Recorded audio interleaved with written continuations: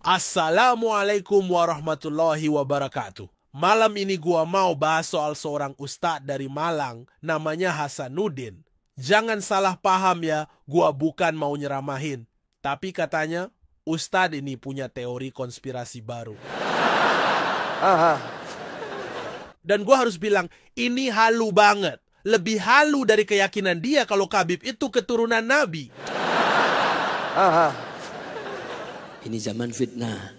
Ya, terakhir ketika kemarin gonjang ganjing ada begal nasab.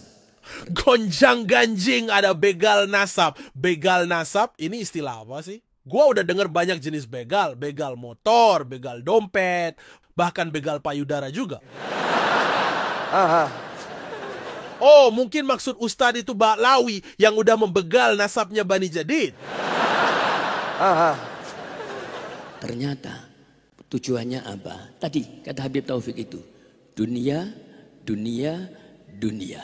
Oke Ustadz, kalau mengkritik tujuan cuma dunia, dunia, dunia. Lah kok antum malah ngomong duniawi terus. Nasab itu dunia Ustadz, gak bakal ngaruh juga buat di akhirat. Yang ngaruh itu ngaku nasab tapi demi nisab. Kayaknya Ustadz ini nggak paham konsep psikologi mafhum mukhalafah. Anti duniawi, tapi yang disebut cuma dunia. Persis kayak orang bilang, saya benci gosip, tapi di belakang malah bikin akun lambe turah. Depliaker.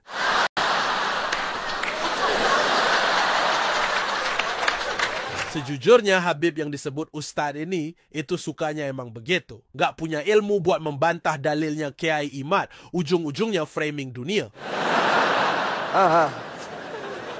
Pusatnya ada di Banten. Ternyata terakhir kita dengar satu berita bahwa di Banten akan dibangun gereja terbesar se-Asia Tenggara.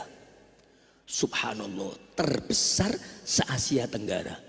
Gini loh Tad, kalau memang ada gereja mau dibangun, itu bukan tandanya fitnah. Itu tandanya tukang bangunan di Banten bakal dapat proyek besar. Kita harus mendukung tenaga kerja lokal dong. Dan itu pun kalau beritanya benar. Ente kan tadi bilang fitnah. Nah sekarang ente malah nyebar berita yang kagak genah. Tabayun dulu sana, biar fitnah ente gak berbusa-busa.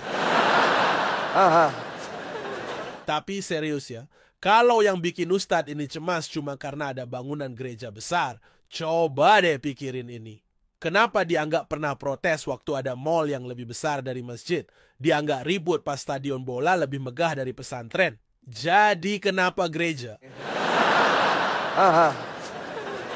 Dan yang mendukung itu mayoritas para kiai, para ulama yang bughut kepada para habaib. Ya.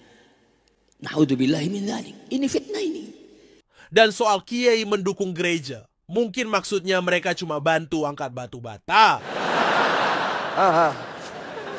Ya namanya juga toleransi kan? Atau jangan-jangan mereka cuma mau ngecek, ini fondasi sudah sesuai syariat konstruksi belum?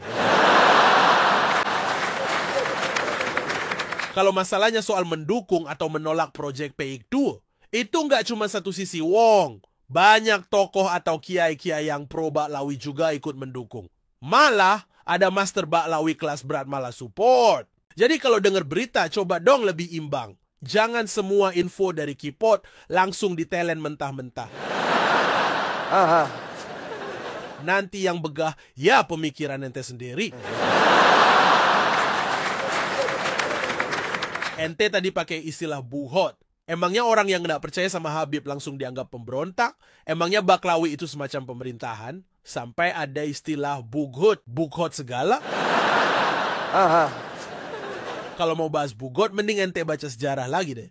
Tokoh dari klan apa yang dulu pernah bughut ke pemerintah Indonesia? Depliaker.